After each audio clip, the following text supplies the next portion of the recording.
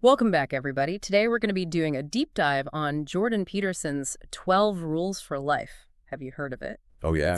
a pretty dense read. It Mm. tackles questions like order and chaos and personal responsibility and meaning of life, all that kind of stuff. Yeah, and I think what makes it such a fascinating read is that Jordan Peterson himself is, well, he's a clinical psychologist, Right. but he also designs furniture. It's a really interesting combination, right? You don't meet a lot of clinical psychologists who build furniture. Not every day, no. So he kind of bridges this gap between uh, intellectual ideas and like actual practical application. Yeah, and one of the things he does that I think is super interesting in this book is that he uh, compares or connects human behavior to lobsters. Lobsters. I remember when I first heard about that, I thought, what? Yeah, the infamous lobster analogy. Yeah. It's a great way to introduce the concept of the dominance hierarchy, which Yeah. is something that runs throughout the book. Okay, so let's start there then. What can we learn from lobsters about being human? It sounds crazy, but Well, so Peterson argues that both lobsters and humans have this kind of built-in hierarchy. you, And where we stand in that hierarchy can really affect us deeply, even down to like a biological level. really? So it's not just about ego or like who's the boss? Not entirely, no. He links it to serotonin, Okay. which is this neurochemical that's super important for mood, confidence, how we handle stress. Mm-hmm. And basically, the higher up you are in the hierarchy, the more serotonin your brain tends to produce. Oh, wow. It's kind of disturbing in a way. It's unsettling, yeah. Yeah. It suggests that like our social standing has an actual physical impact on our well-being. Yeah, for sure. And it definitely raises some questions about how our social environment should be structured and all that. Right. But for Peterson, this all goes back to his main idea of life as this balance between order and chaos. Okay, so let's back up a little bit and define these terms. What does he mean by order and chaos? So think of order as like the structures we create, routines, traditions, societal norms, Mm, the things that make life predictable and kind of stable. right. Chaos, on the other hand, is the opposite of that. It's like disruption of that order. It could be the unexpected job loss or an illness Right. or even something as simple as a joke falling flat at a party. Oh, right. It's anything that throws us off balance. Okay. And so it's not that one is good and one is bad. Right. It's more about how we manage the constant interplay between them. That makes sense. And Peterson uses some Yeah. pretty loaded symbolism, I guess. Mm. He links order to the masculine Okay. and chaos to the feminine. Oh, wow. Now, this has caused a lot of debate, but it's important to understand like his reasoning behind it. So he's not saying that men are orderly and women are chaotic. No, no, no, not at all. Okay. He's talking about like these fundamental archetypes. Right. These really deep-seated patterns that he believes are just woven into like the fabric of human existence. And he argues that a healthy life involves integrating both of these forces. Okay, so this is what I'm curious about. How do we actually do that? How do we find that balance between order and chaos Yeah. in a world that feels like it's increasingly unpredictable and out of control? Well, I think for Peterson, one of the keys is embracing personal responsibility. Okay. He has this famous line, "Set your house in perfect order before you criticize the world." Oh, yeah, I've heard that one. From- What does it mean, practically speaking? It's about recognizing that real change starts with ourselves Hmm. instead of blaming outside forces. Right. It's about focusing on what we can control, our lives, our choices, even just our reactions to the chaos. So even if like the world around us feels like it's falling apart, there are still things within our own like sphere of influence that we can address. Absolutely. And it doesn't have to be about making huge sweeping changes either. Okay. Peterson talks about this idea of aiming upward, even in small ways. Making your bed in the morning, or choosing a healthier meal, or even just having a difficult conversation you've been putting off. Mm-hmm. These seemingly small actions, when you do them consistently, can create a sense of order in your life. So it's not about achieving perfection, but it's about making incremental progress. Exactly. And Peterson believes this ties into something even deeper, truth-telling. Okay. He had his own struggles with self-deception, and that really led him on this personal quest for authenticity. And I remember him telling a story in the book about a patient at the Douglas Hospital who asked to join his psychology class. Oh, yeah. And he was like brutally honest with her, explaining why she couldn't participate. Yeah, and that anecdote, I think, really highlights his belief in the power of honesty, even when it's hard. Right. For Peterson, it's about aligning your words and your actions, being truthful with yourself and with other people. Mhm. And he argues that this is essential for personal growth and for building meaningful relationships. So it's almost like honesty is the foundation for everything else he talks about. In a way, it is. If you can't be honest with yourself, how can you really take responsibility for your life? That's a good point. How can you face the unknown without, like, flinching? Yeah. You have to be able to face reality. Yeah. And that kind of leads us to this idea of the shadow, which is another thing that Peterson talks about a lot. Mm-hmm. The unknown aspects of ourselves and of the world. Right. He has this analogy about, like, encountering something in the woods, and it could be a dragon, Oh, yeah. but often it's just a squirrel. Right. I love that analogy. It's Yeah. about how, like, our imagination can really run wild and turn everyday anxieties into these huge, monstrous fears. Exactly. And Peterson's advice is basically like, turn and face that potential dragon. Mm-hmm. Confront those fears instead of letting them control you. Yeah. Because more often than not, you'll find that it's not a dragon at all. It's something much smaller, much more manageable. Yeah. That makes a lot of sense, and it makes me think about Peterson's discussion of evil, Mm-hmm. which is something that's so hard to even wrap your head around. He brings up some really disturbing examples in the book, Yeah. like this statistic that there was a mass killing in the U.S. almost every single day Oh, yeah. for like a 3-year period. Yeah. That's Yeah. terrifying. It is. It's chilling. And that statistic really forces us to kind of confront like the darker aspects of human nature, the reality that we are capable of such immense cruelty. And, you know, Peterson doesn't shy away from that. He really Right. explores that potential for evil. And he does it in a way that doesn't offer, like, easy answers, you know? Yeah. He challenges us to grapple with these uncomfortable questions. Like, why do these horrible acts of violence happen? Yeah. What motivates this level of destruction? And for Peterson, part of the answer, I think, is recognizing that we all have this capacity for darkness inside us. Yeah. He uses the biblical story of Cain and Abel, Right. where Cain murders his own brother out of envy and resentment. That's It's a story that's been around for centuries. because I think it speaks to something so fundamental about the human condition. Yeah, it's almost like a cautionary tale, Mm-hmm. reminding us that even the people we're closest to can become targets of our, darkest impulses. And for Peterson, is the antidote to this darkness to pretend that it doesn't exist? Or Yeah, what's quite the opposite? Yeah. He thinks that the antidote is to confront it head on. Okay. He talks about the importance of integrating the shadow, accepting that we all have these darker impulses, Right. but it's also about choosing not to act on them, Okay. choosing to channel that energy into something more productive. So it's about acknowledging the potential for evil within ourselves, Mm. but also striving to live a life that's guided by something higher. Yeah, exactly. And that's where Peterson's emphasis on meaning and purpose comes in. Okay. He challenges this idea that life is all about finding yourself. Yeah. Instead, he says you create yourself through your choices and actions. Right. It's about taking responsibility. That makes me think of that image that he uses of like writing the words you want inscribed on your soul. Oh, yeah, that's a good one. It's such a powerful image, right? Yeah. It's about like defining your values, figuring out what really matters to you, Yeah. and then living in a way that aligns with those ideals. It's a powerful metaphor, and it ties back to that idea of aiming upward. Mm-hmm. Even if you don't have it all figured out, Mm-hmm. you can still strive to be a little bit better each day. Yeah. And I think that can have a ripple effect that extends outwards. It's like that idea of setting your house in order. It might start with something small, Mm-hmm. but then it creates this ripple effect that can affect other areas of your life. Exactly. And your relationships, too. For sure. And speaking of relationships, Yeah. Peterson has some strong opinions about how we should treat the people in our lives. Yeah.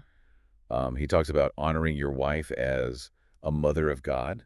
That's one of those Peterson phrases that can really throw people off. It It's is. so biblical. It is a strong image. But he's not talking about literal godhood. Oh. It's a metaphor for recognizing like the feminine, the creative and nurturing power that women embody. Okay.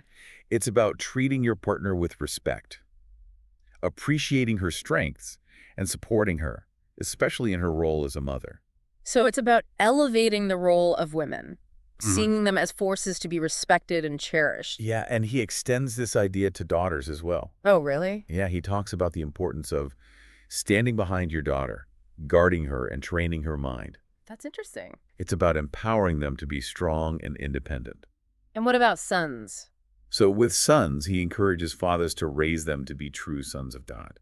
Again, that sounds very religious. What does he mean by that? It's about instilling in boys a sense of virtue, responsibility, and purpose. Okay. It's about raising them to be good men who contribute to the world in a positive way. So it's about like character development. Yeah, And exactly. how about people who challenge us, even our enemies? Peterson has some interesting advice there too, doesn't he? He does. Instead of giving into anger or resentment, Right. he suggests trying to learn from the people who oppose us. Really? Yeah. Listen to their criticisms, consider their perspective. Hmm.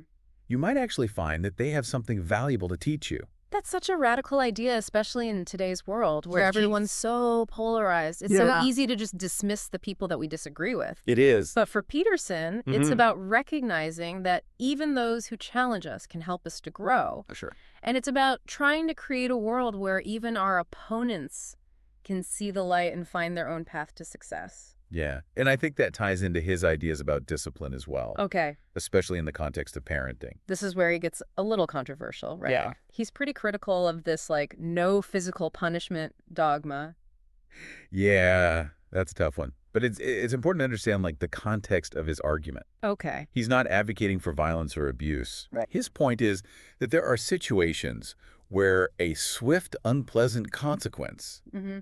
can be necessary to prevent a child from harming themselves or others. Right. Like, for example, if a kid's running out into traffic. So it's about understanding that sometimes a firm hand Yeah. is needed to protect a child from danger. Exactly. And he really emphasizes that the ultimate goal of discipline Yeah. is to help children develop into responsible, well-adjusted individuals. And this kind of goes back to that idea of order and chaos, right? Discipline provides a framework, Yeah. a sense of order that helps kids navigate a world that can feel very chaotic. Absolutely. And Peterson believes that that need for order extends beyond childhood. Right. We all need some structure and predictability in our lives. Okay. He uses the analogy of a game.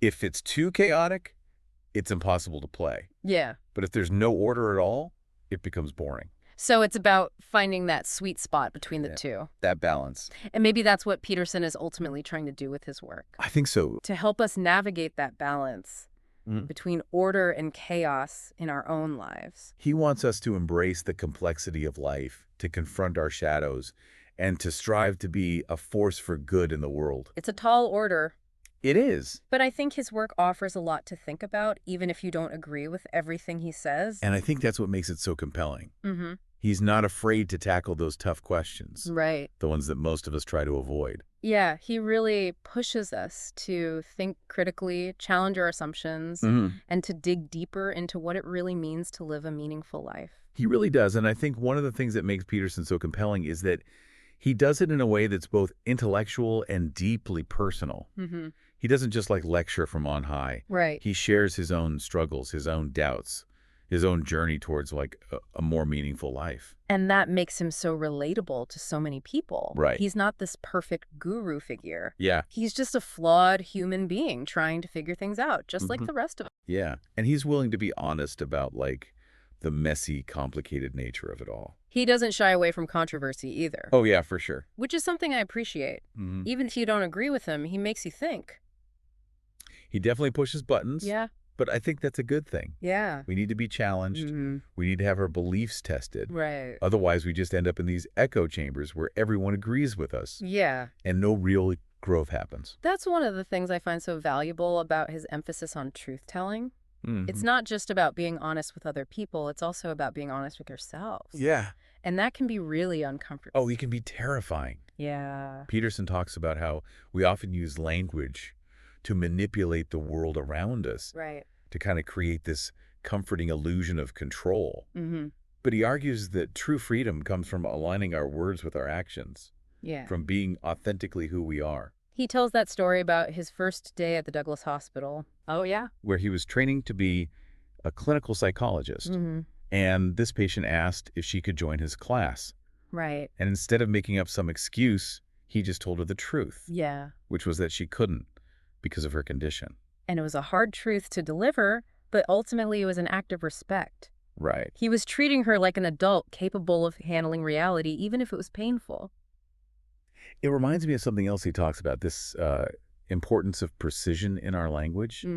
It's about saying what we mean and meaning what we say. Yeah, being deliberate with our words. Right? He even suggests that we should, like, act out what we say. Oh, really? Almost like a little experiment, Wow. just to see what happens. Okay. It's about putting our beliefs to the test in the real world and being willing to adjust course based on the feedback we receive. So it's not about clinging to our ideas no matter what. No. It's about being open to learning and evolving. Yeah, and that requires humility. Which is another quality that Peterson really emphasizes. Yeah. It's about recognizing that we don't have all the answers. Yeah. We're going to make mistakes. We're always learning. Exactly. We're all works in progress. He has this great line, compare yourself to who you were yesterday, not to who someone else is today. Oh, that's a good one. It's so true. Yeah. It's a reminder that real progress is about focusing on our own journey, not getting caught up in comparing ourselves to other people, Sure. which is so easy to do, It is. especially in today's world with social media and everything. Yeah.